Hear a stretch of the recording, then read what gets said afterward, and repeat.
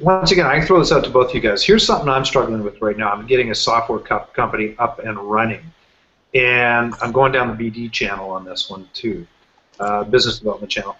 What's the best way for someone like myself to reach out to a company that has a potential partnership, that I could create a potential partnership with? Yeah, I mean, getting in front of people is always the hardest thing. I think there's two types of people in the business development world. There's openers and there's closers.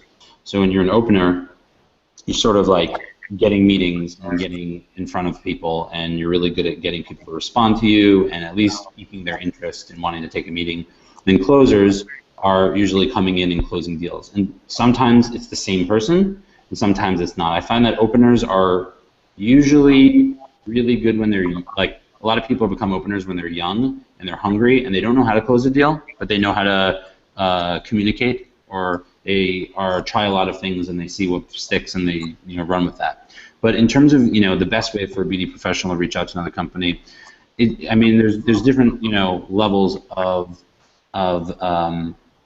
success when you're doing that. So the best thing is if you get a warm introduction. So you want to talk to a company, you have a friend who has a friend who works there, you ask that friend for an introduction, and they make a warm introduction. Hey, Alex, hey, John, hey, Sarah, hey, whatever.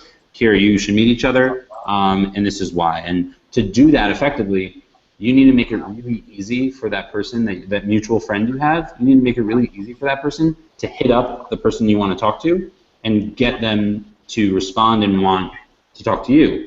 And a lot of people make the mistake of sort of putting everything in that first initial email, saying, okay, I want to talk to this person, and let me say everything, my whole life story, my, everything that, my family has ever happened to my family or my school or my education.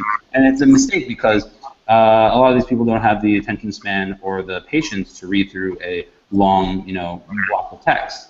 What you need to do is you need to pique their interest. To pique their interest, you need to keep the email short, interesting, and something that they want to ask and learn more. So it's, when I was at, let me talk about Aviary again for a second. When I was at Aviary, we said, hey, we have an edit. So I would say, hey, John, I'd love to talk to someone at Flickr.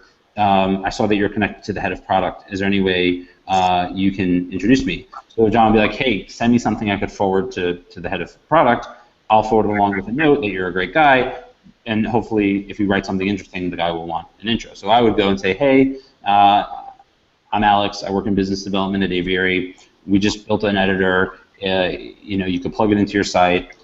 Big fans of Flickr. I think that we could do some interesting things together. I'd love to show you some things that aren't released yet. Would love to talk to you. And he would go and forward that to the person and say, hey, Alex is a great guy. He's working on this cool company. You should talk to them. And then the guy at Flickr would say either yes or no.